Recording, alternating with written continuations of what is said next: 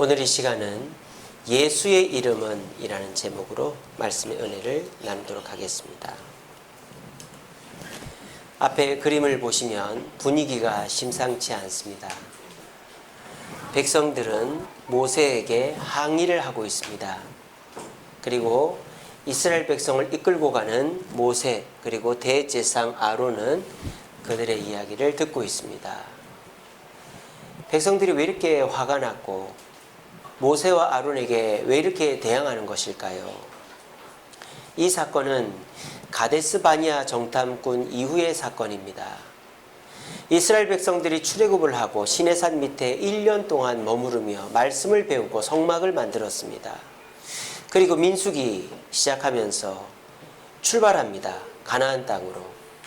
시내산에서 가나안 땅까지 40일 걸립니다. 얼마 걸리지 않는데 가데스 바니아라는 곳에서 하나님께서 정탐꾼을 지파별로 12명 뽑아 보내라 했습니다. 그 12명의 정탐꾼이 가나안 땅을 40일 동안 둘러보고 와서 두 가지의 보고를 합니다. 10명의 정탐꾼은 그 땅은 살기 좋지만 사람이 무서워 갈 수 없다.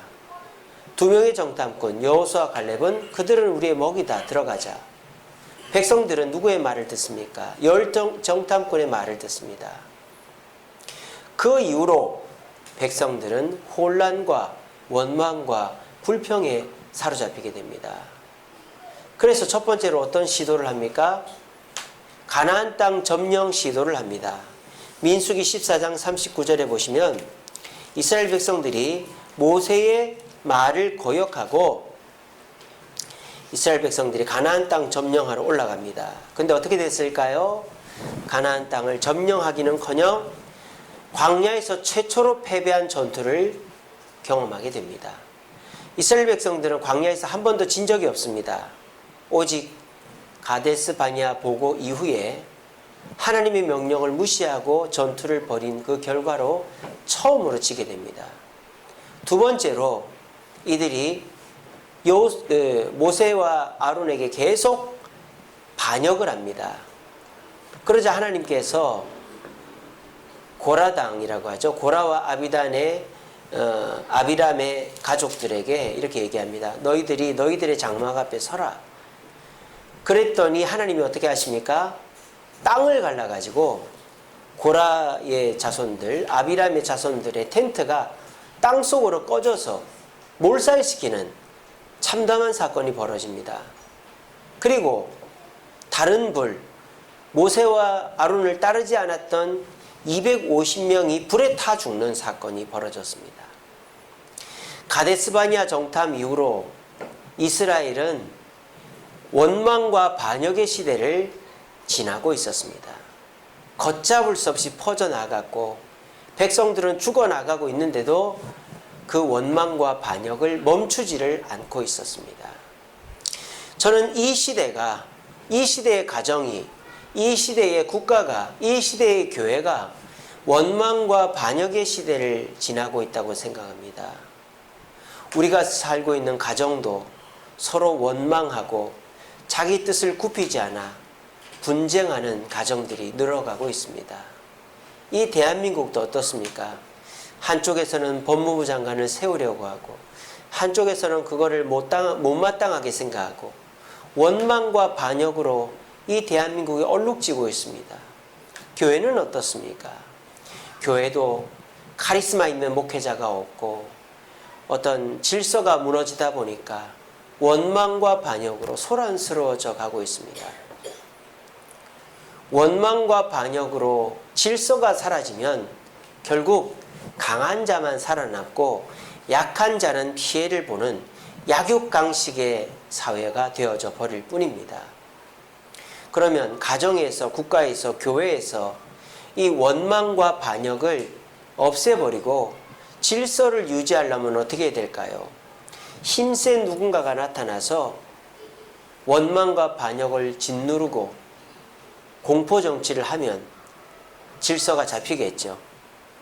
그것은 질서가 잡히는 것 같이 보이지만 원망과 반역을 미루는 것밖에 되지 않습니다.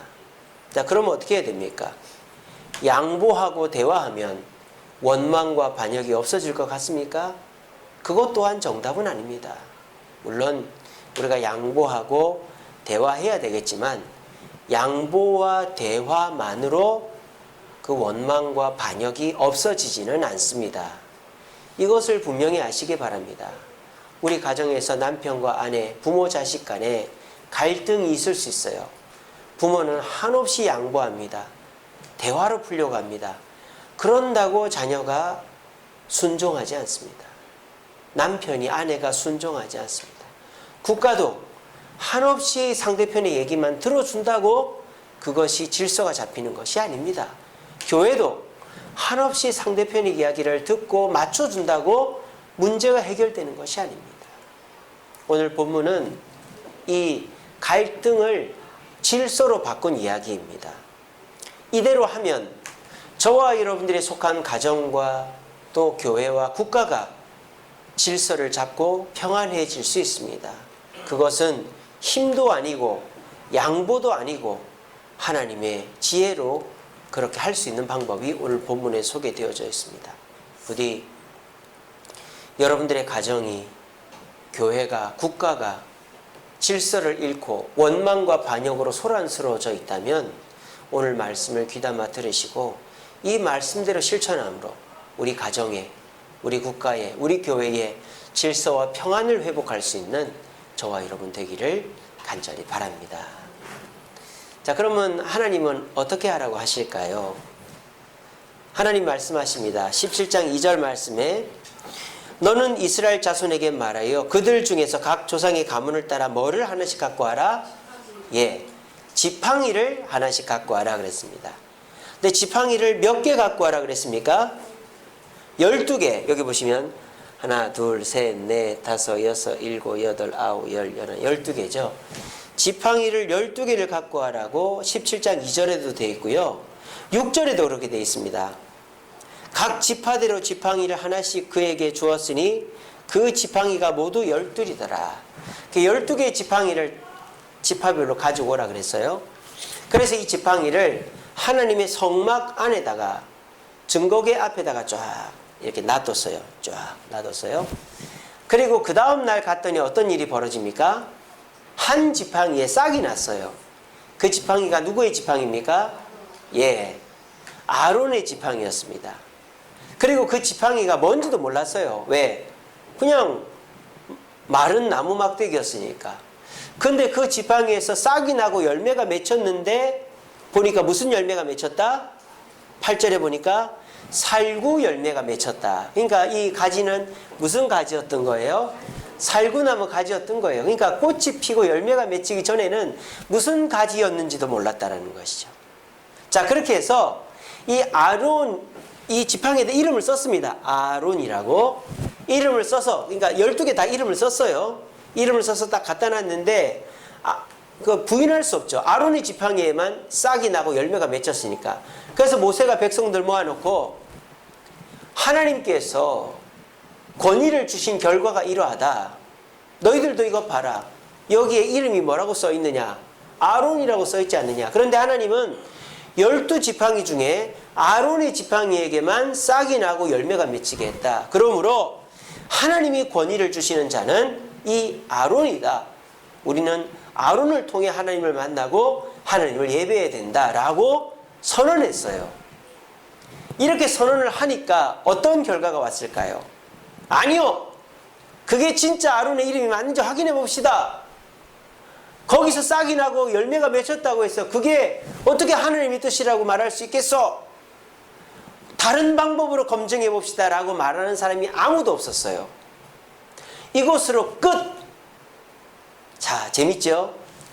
모세는 지금 힘으로 짓누른 것이 아닙니다. 백성들한테 너희들 내가 홍해를 가르고 물을 내고 손을 들었을 때 아말렉 군대가 지고 하는 능력의 모세인 거 알지? 내 권위로 말하니까 너희들 내 말 들어 하지 않아요. 또 모세는 이 지팡이에 싹이 나고 열매가 맺혔다. 아론의 지팡이다. 지금부터 나랑 얘기해보자.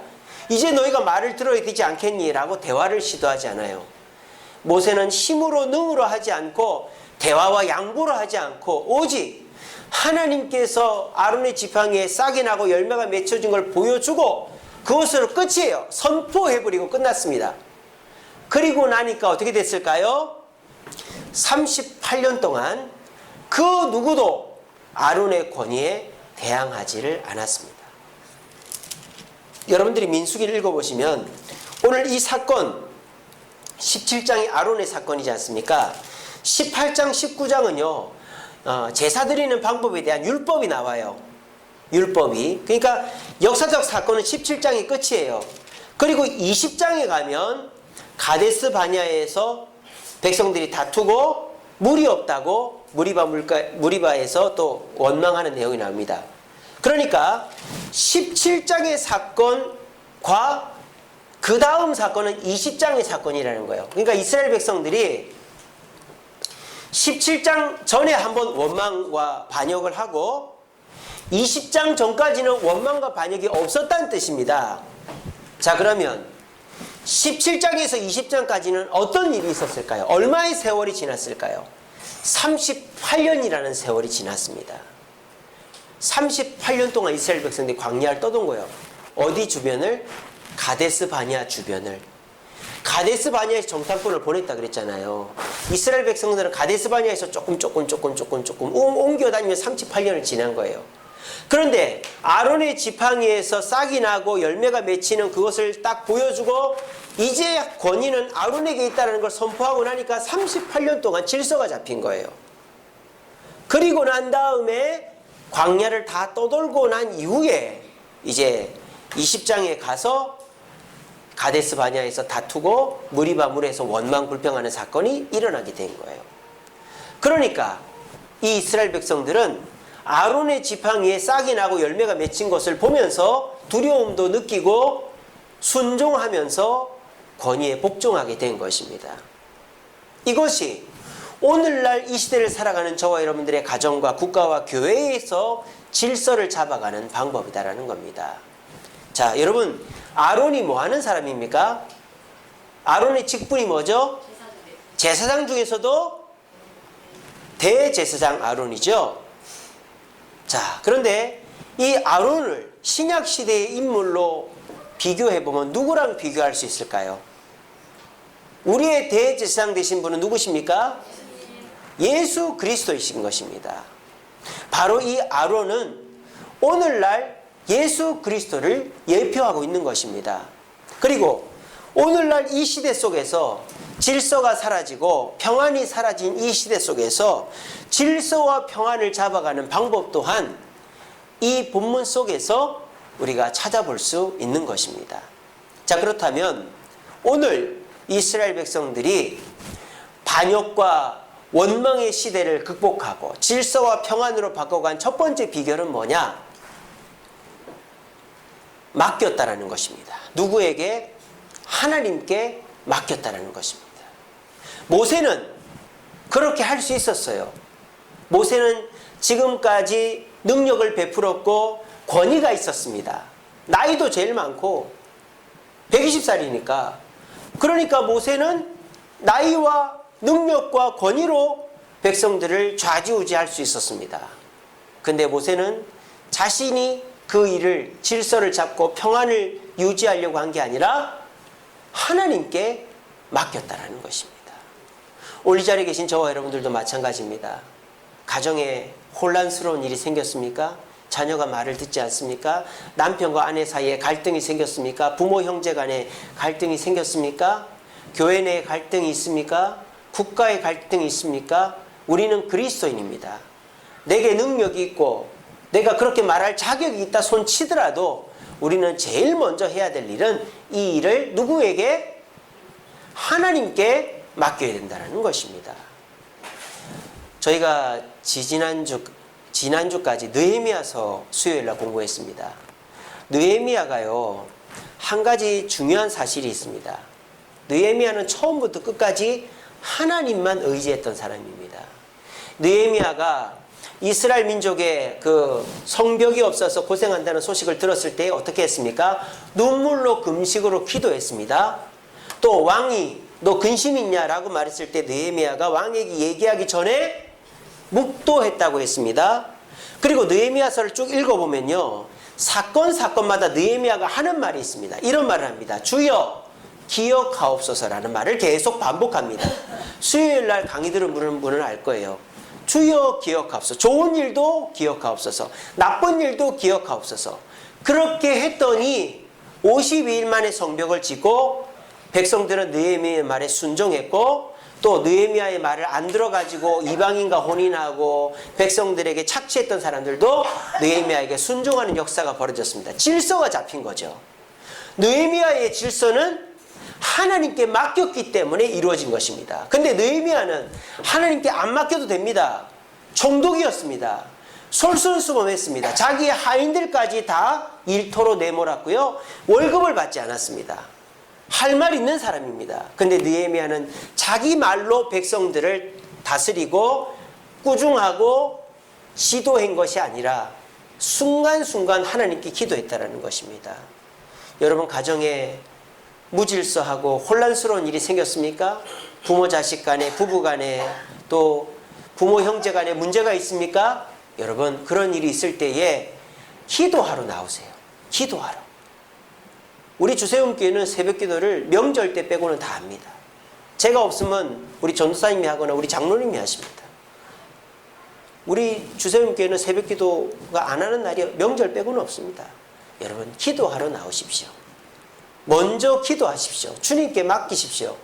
그것이 대화보다도 내 힘으로 누르는 것보다도 우리 가정에 우리 교회에 국가의 직장의 질서를 잡는 가장 기초적인 길입니다. 기도하지 않고 일을 하면 될 듯 하다가 또 문제가 생기고 또 혼란스러워지는 것입니다.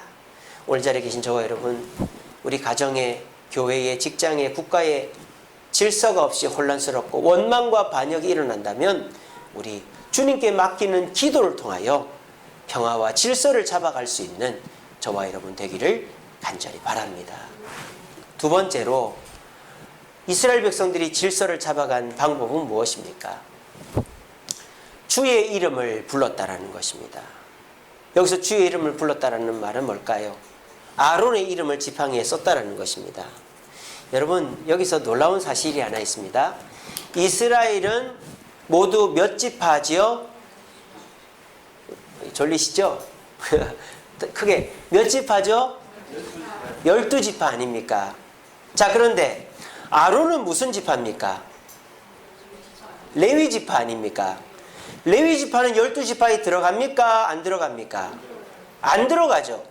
만약 레위 지파를 집어넣으려면 이스라엘은 몇 지파가 되어야 됩니까? 13지파가 되어야 됩니다. 그렇다면 괜찮아요. 뭐 13지파가 돼도 상관없죠. 레위 지파가 있으니까. 자 그러면 지팡이 개수가 몇 개가 되어야 되죠? 13개가 되어야 되죠. 근데 오늘은 지팡이를 몇 개를 갖다 놓으라 그랬습니까? 12개라는 말이 2번이나 나와요. 그러면 한 지파는 지팡이를 안 갖다 놨다는 얘기 아닙니까? 그래서 제가 주석을 찾아보니까 한 아버지 밑에서 2개 지파가 나온 경우가 있죠. 누굽니까? 요셉의 밑에 므낫세와 에브라임이 나왔잖아요. 그래서 므낫세와 에브라임 지파는 두 집안에서 한 명만 나왔을 것이다. 그렇게 주석에 해놨더라고요. 뭐 우리가 알 수 없죠, 그거야. 하지만 분명한 사실은 12지파에 들어가지 않는 아론이 자기의 이름으로 지팡이를 냈다는 것입니다. 이것은 무엇을 뜻할까요? 하나님의 숨은 의도가 있다는 것입니다. 어떤 의도?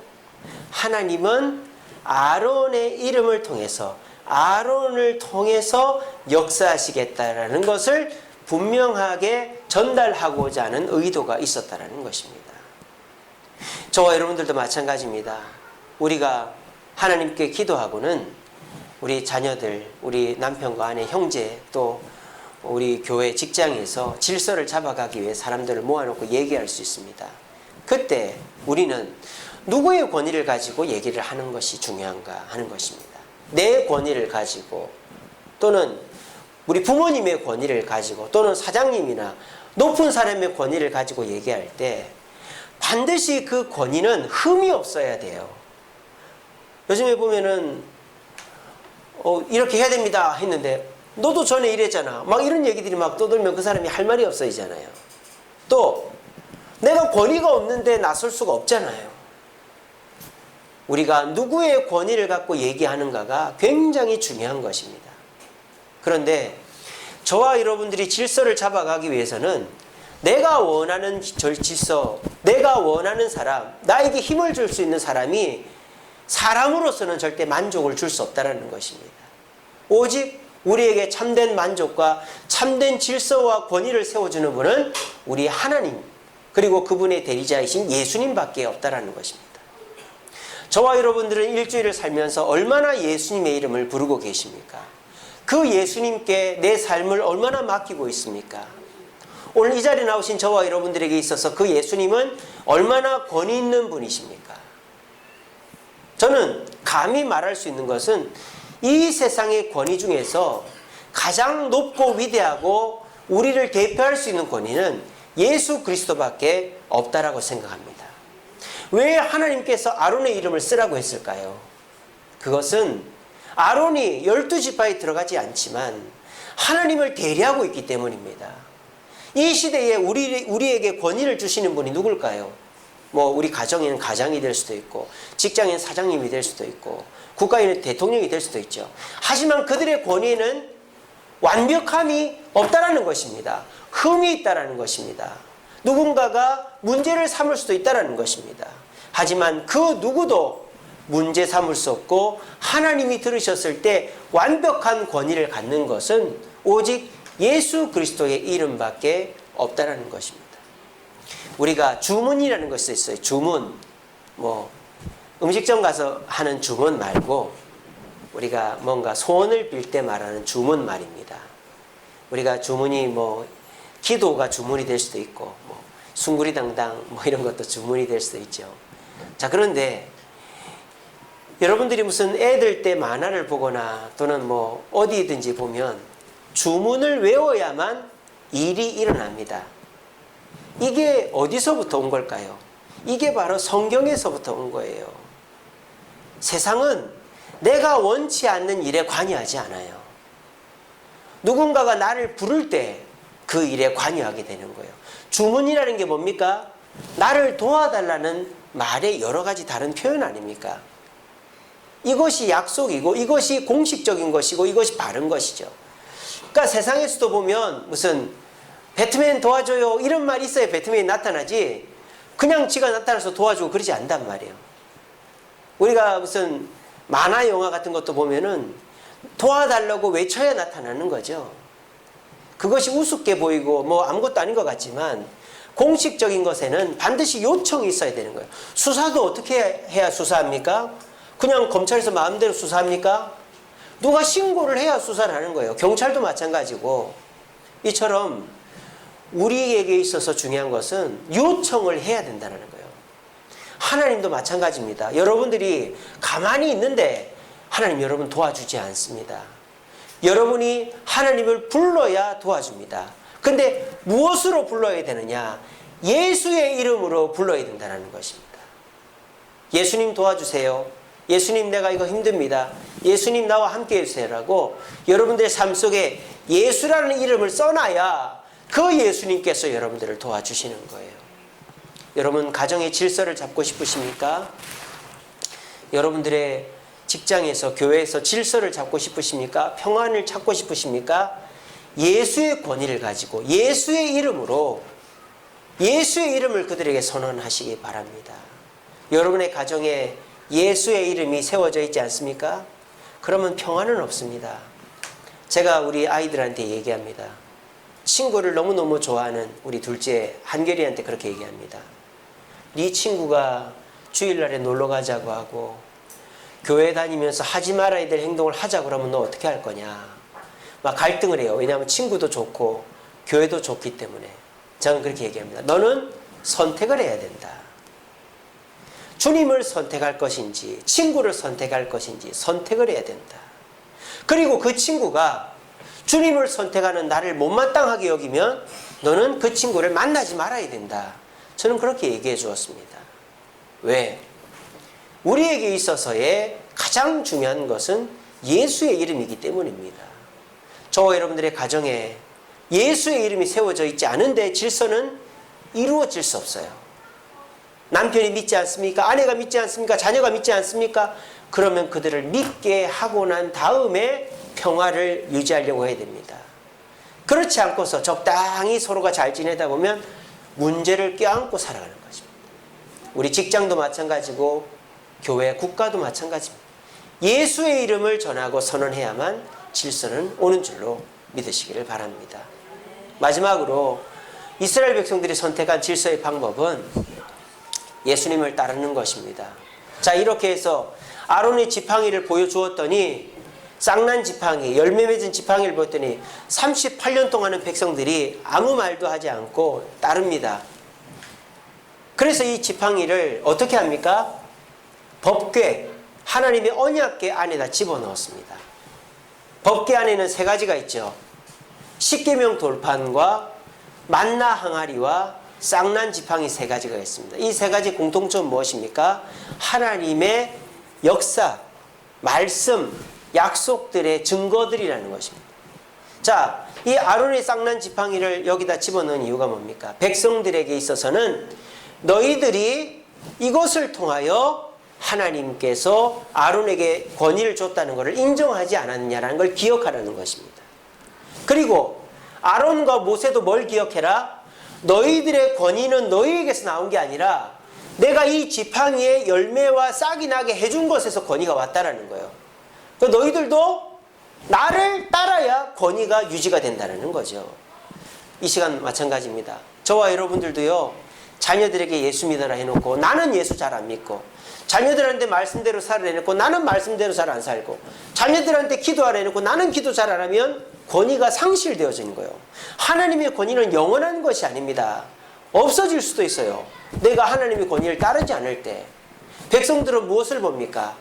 하나님께서 권위를 세워주신 것을 보면서 우리를 보는 거예요. 가정에서 내가 예수를 어떻게 믿는가, 따르는가, 국가에서 예수 믿는 자들이 어떻게 하는가, 교회에서 직분자들이, 중직자들이 어떻게 하는가를 성도들은 다 보고 있는 것입니다.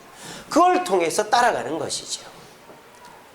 모세는, 아론은 법궤에다가 그 지팡이를 넣어놓고 주님 말씀에 순종하며 나아갔더니 백성들이 아무 말 없이 38년 동안 질서 있게 따라왔던 것입니다. 이것이 모세의 시대에 질서를 잡은 방법이었습니다. 말씀을 맺겠습니다. 오늘 이 시대 원망과 반역으로 너무너무 시끄러운 시대를 살고 있습니다. 각자가 자기의 목소리를 내고 자기의 권위를 가지고 상대를 누르려고 하지만 서로가 도끼인 객끼입니다. 나도 너만큼의 권위가 있다, 나도 너만큼의 지식이 있다 하며 서로가 견제하고 깔아뭉개다 보니까 질서가 없고 평안이 없어진 시대를 살고 있습니다.